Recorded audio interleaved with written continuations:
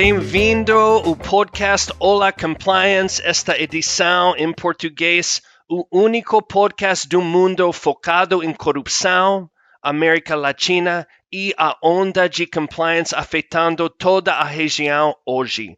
Meu nome é Matt Ellis, estou aqui com meu colega Gregório Baches. Gregório, sobre que vamos falar hoje? Matt, hoje a gente tem um convidado muito especial.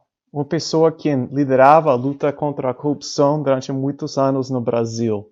Realmente, o nosso convidado não precisa de uma introdução. A gente tem hoje o grande prazer de estar falando com Sérgio Moro. Sérgio Moro atualmente é diretor na Alvarez & Marshall, na área de investigações, prestando assessoria às empresas em compliance, due diligence e investigações corporativas. Atuava como juiz federal por 22 anos em casos de Revelo, como a Operação Lava Jato, Car Wash, e depois como ministro da Justiça e Segurança do Brasil até abril do ano passado. Muito obrigado, Moro, por estar aqui e conversar sobre os temas de compliance hoje com nós. É uma grande honra. Muito obrigado, Greg. Muito obrigado, Matt. É um prazer estar aqui e poder falar com essa qualificada audiência. Perfeito. Bom, Juiz Moro, que grande prazer. A audiência do nosso podcast está focada nos ambientes de compliance na região. Uma primeira pergunta para você. Em sua opinião, no Brasil, houve uma mudança das empresas brasileiras e estrangeiras em relação ao compliance após a Lei Anticorrupção Empresarial e após a Operação Lava Jato? São dois fatos que mudaram o cenário. Em inglês eu chamaria que teria sido um game changer, a Lei Brasileira Anticorrupção de 2013 e principalmente a Operação Lava Jato, porque foi na Operação Lava Jato que a Lei Anticorrupção foi colocada à prova e começou a ser utilizada efetivamente. Para se ter uma ideia, antes da Operação Lava Jato era muito raro que qualquer empresa brasileira que tivesse algum problema envolvendo fraude ou corrupção na qual ela pudesse ser responsabilizada, era muito raro que ela colaborasse. Em geral, a postura adotada era simplesmente a defesa, no sentido de negar a sua responsabilidade. E poucas empresas se defendiam buscando cooperação. Esse cenário mudou completamente com a Operação Lava Jato. Além disso, em matéria de compliance, due diligence, existem até algumas pesquisas feitas por amostragem. Eu me reporto a uma em particular que foi feita com o universo de 250 empresas relevantes brasileiras sobre a adoção de sistemas de compliance. Em 2015, ainda quando a Lava Jato se iniciava, o percentual de empresas pouco ultrapassava 50% de empresas com sistema de compliance. Já no ano seguinte, esse percentual saltou para mais de 70%. E em 2018, já 4 anos de Lava Jato, o percentual já era de 96%. Claro que é uma amostragem, mas revela um novo espírito das empresas brasileiras em relação a políticas de integridade. E mesmo as empresas estrangeiras, algumas delas acostumadas com um ambiente de certa tolerância no Brasil, e preocupadas muitas vezes, até porque tinham dificuldades de competir em igual condições, quando tinham políticas de integridade, passaram a ver o ambiente brasileiro de negócios de uma melhor forma. Isso, inclusive, atraiu investidores que antes ficavam longe do mercado por conta da falta de políticas maiores de integridade que geram também concorrência desleal. O Moro mencionou o crescimento da importância dos programas de compliance. No Brasil hoje, na avaliação da responsabilidade das empresas por atos da corrupção, qual é a relevância de contar com um programa de compliance eficaz? Eu diria que é fundamental. Na própria Operação Lava Jato, algumas das empresas que se envolveram na prática de crimes, num primeiro momento elas adotaram essa postura que mencionei há pouco de negação, e algumas delas até em sua defesa vieram dizer publicamente que, ao negar os crimes, que tinham sistemas de compliance dos mais modernos do mundo. Mas, no fundo, aprofundando-se a investigação, e mesmo depois as próprias empresas reconheceram que o sistema era de fachada, porque não se pode ter, por exemplo, um sistema de compliance e, ao mesmo tempo, se ter um departamento estruturado para pagamento de subornos a agentes públicos. Então, o elemento da efetividade, a meu ver, é absolutamente fundamental na verificação de qualquer sistema de compliance. É necessário ir até a empresa, verificar não só se as políticas são consistentes, do ponto de vista que nós chamaríamos abstrato, não é normativo, mas ver se ele funciona na prática. Por exemplo, a empresa faz due diligence na contratação de terceiros, a empresa identificando possíveis fraudes ou casos de subornos feitos por seus empregados ou diretores, qual é a reação da empresa, quais foram as providências tomadas. É preciso ver a dinâmica do sistema de compliance funcionando para se ter um diagnóstico. Isso sempre vai exigir aquilo que é conhecido como o comprometimento da cúpula, né? Tem que ter um comprometimento da cúpula, senão qualquer sistema de compliance é fake. Como se diz as fake news, né? Nós temos os fake news. Certo, não. Tá. E entendemos também que os temas de lei anticorrupção no Brasil não estão parados com a lei de 2013, de Clean Companies Act, desculpa. Pode nos falar um pouquinho sobre a nova lei de licitações brasileiras e os incentivos contidos para a adoção de programas de compliance? Bem, só dando um passo atrás, a Operação Lava Jato, ela gerou a gente pode chamar a Anti-Corruption Wave, no Brasil e na América Latina. Vários países fora o Brasil adotaram leis similares de responsabilidade empresarial por corrupção. Esse movimento continua. É claro que, vamos ser bastante sinceros, esse movimento tem sofrido alguns, como chamaríamos, setbacks, retrocessos, recentemente, inclusive no Brasil. Isso é uma grande pena. Mas, pelo menos na minha opinião, é um movimento que não vai parar, até porque existe uma tendência internacional. A ilustrar, nós temos a recente lei nova de licitações no Brasil, e que essa lei trata em diversos pontos sobre programas de integridade. A lei anterior não mencionava. É uma lei 8666. A lei atual, a 14.133, é uma lei que tem semanas, e trata de diversas formas. Primeiro, estabelece para contratos de grande vulto, assim considerados contratos de valor igual ou superior a 200 milhões de reais.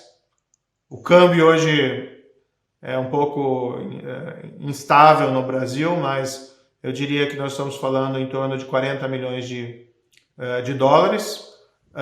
Para contratos dessa espécie, o contratante precisa ter um programa de integridade, um sistema de compliance, ou, se não tiver, precisa implementá-lo em 6 meses a partir da contratação. Do outro lado, a existência de um programa de integridade é um dos fatores levados em consideração em caso de empate na licitação, quanto às propostas na questão do preço, igualmente nas sanções que podem ser aplicadas no caso de descumprimento do contrato ou de violação de regras da licitação, a existência do programa de compliance pode funcionar como um elemento de atenuação da responsabilidade. Então, essa lei recente revela que o Brasil continua. Não é? Isso envolve... Todo movimento anticorrupção tem avanços e alguns retrocessos. Não é? Mas, ainda assim, nós estamos avançando em determinadas áreas nesse setor. E esse incentivo, estímulo às empresas para adotarem esses sistemas é extremamente positivo. Bom, e claramente a importância de compliance no Brasil é grande, não? Outra pergunta importante para nossa audiência: como as autoridades brasileiras abordam o compliance? Como avaliam o programa de compliance de uma empresa, de uma companhia? O ponto positivo é que a administração pública brasileira ela tem sido bastante transparente em relação a esse tema. Então, a Controladoria Geral da União, que centraliza essas políticas, pelo menos a nível federal, ela deixa disponível nos seus websites os critérios, inclusive com manuais que vão ser levados em consideração para avaliação das políticas de integridade das empresas.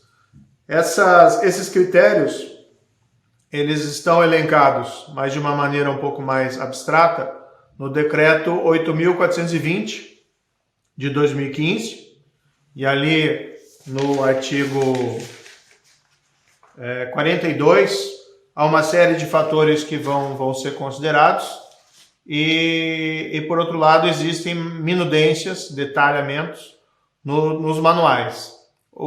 A CGU também tem aqui, vale destacar, um programa de incentivo chamado Proética, que as empresas podem aderir a esse programa, independentemente de estarem sendo alvos de alguma investigação ou estarem procurando a cogeniência, que é uma espécie de comprometimento prévio com esses parâmetros. Isso gera uma certificação. E temos ainda algumas organizações não governamentais, como a Ethos, que tem um pacto contra a corrupção e também tem um programa de monitoramento.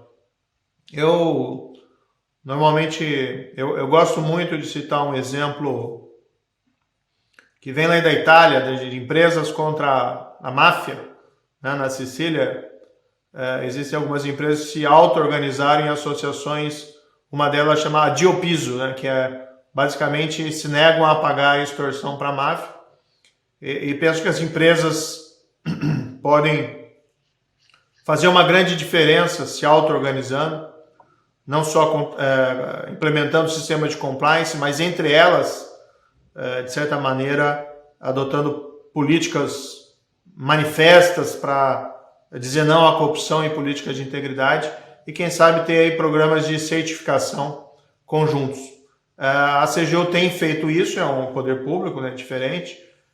Existe alguma coisa em termos de ONG, mas talvez pudéssemos ampliar um pouco disso no Brasil. Eu diria, né, em geral, não posso falar pela CGU, mas como um avaliador, e esse é um tipo de serviço que a Álvares e Marçal pode fazer, que é revisão de sistema de compliance para verificar a sua qualidade, né, que nós normalmente iríamos nos preocupar, e acredito que assim fazem também os técnicos da CGU, iríamos nos preocupar com dois aspectos. Primeiro, o sistema segue os melhores parâmetros recomendados internacionalmente, a independência dos órgãos de controle, código de ética transparente, treinamento contínuo dos empregados, comprometimento da cúpula e existência de canais de denúncia,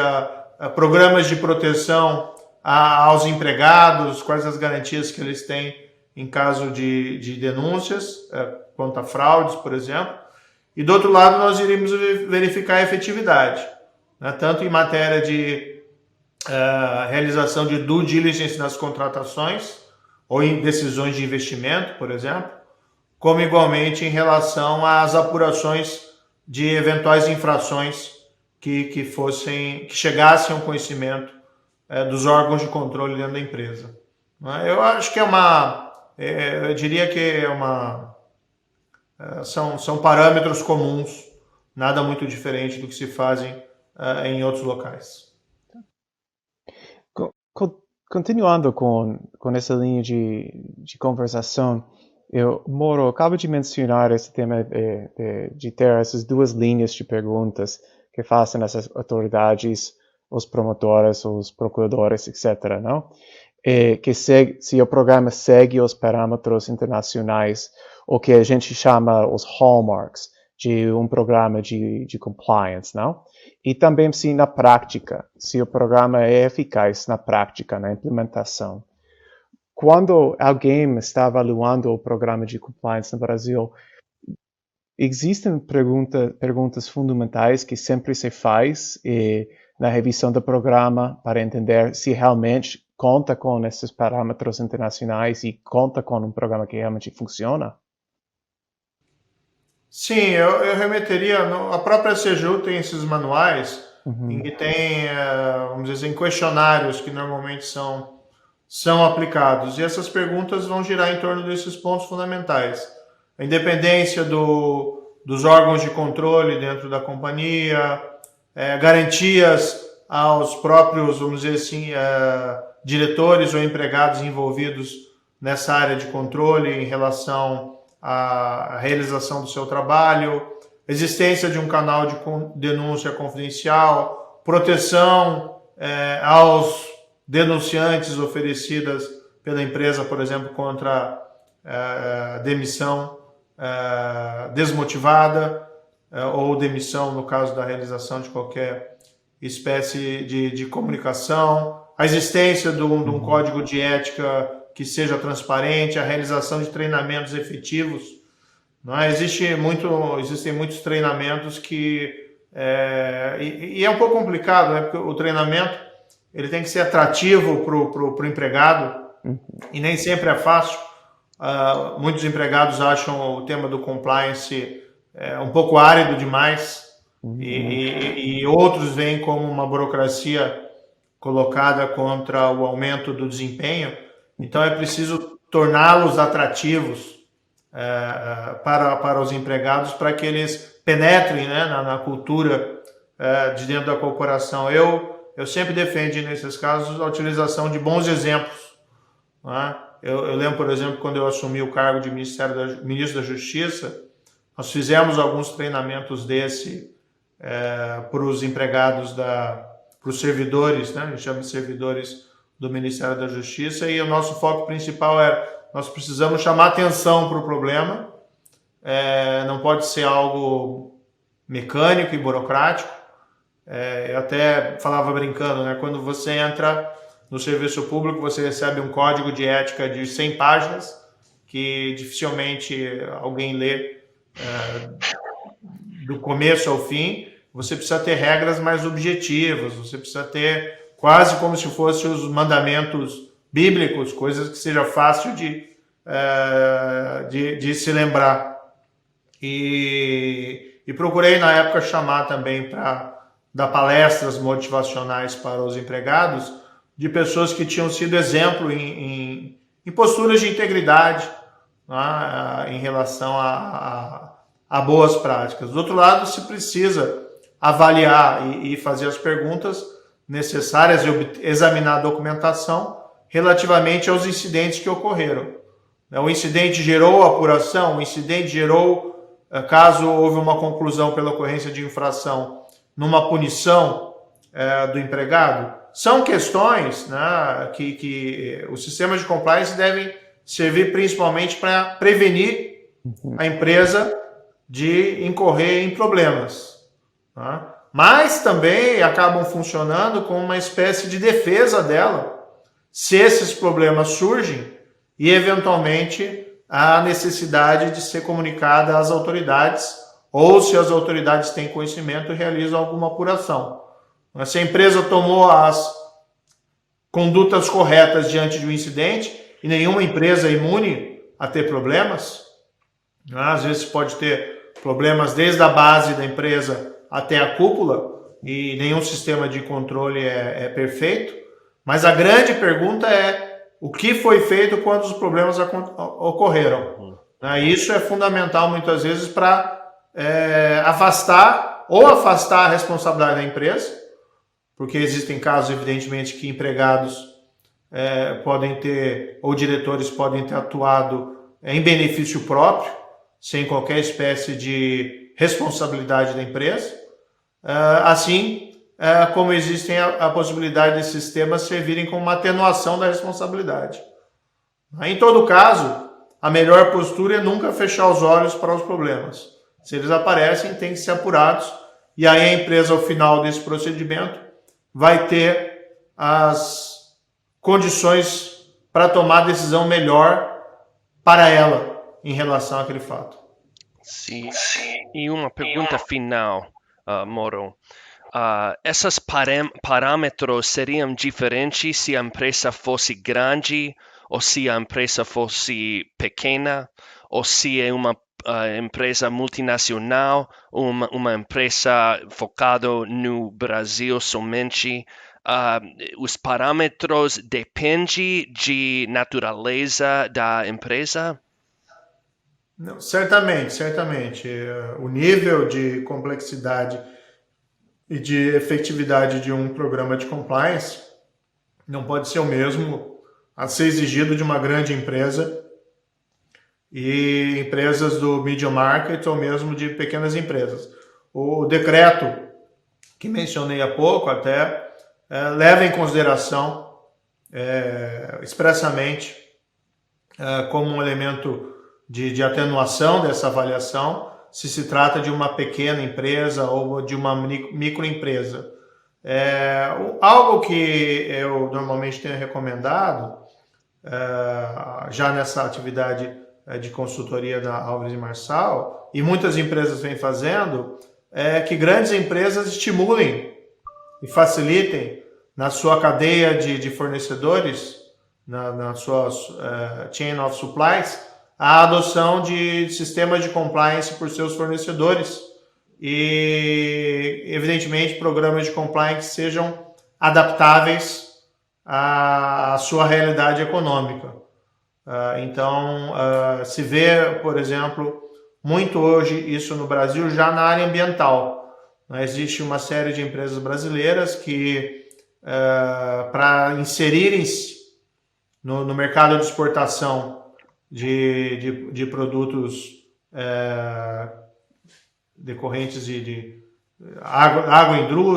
de produção agrícola ou agroindústria, tem que demonstrar a observância com conformidades com regras ambientais.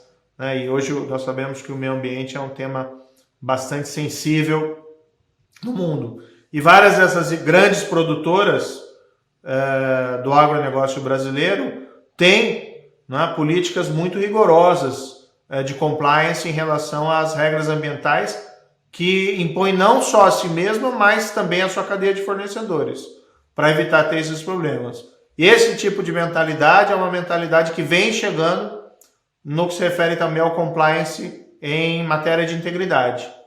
É algo que as grandes empresas têm condições de influenciar positivamente os seus fornecedores e quem sabe até ser um hub para a construção de programas de compliance adaptadas às potencialidades dessas menores empresas para a adoção de programas de integridade de compliance.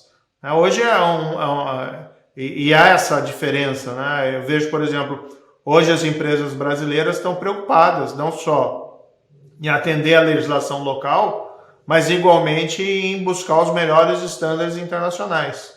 porque hoje você tem também uma tendência natural de expansão da jurisdição extraterritorial. Já vista os casos de FCPA que tivemos recentemente no Brasil. Agora, não dá para se chegar numa pequena empresa e falar para ela que ela tem que se preocupar com o FCPA. Né? Não faz sentido, é outro nível de complexidade. Mas como o mercado, vamos dizer assim, o mercado é um conjunto de vasos comunicantes. Então, o que acontece em um acaba refletindo no outro. E juntos, né, grandes, médias e pequenas empresas podem construir programas de compliance que sejam compatíveis com as suas necessidades específicas. Muito obrigado, Mauro. Muito obrigado pelo tempo, pela perspectiva. Foi um prazer de poder falar com você hoje da tarde. E com isso, fechamos esta edição de Ola Compliance. De novo, muito obrigado a você, Mauro, e a você também, Matt. Eu que agradeço, Greg, Matt, um grande prazer e estou à disposição. Obrigado. Muito obrigado.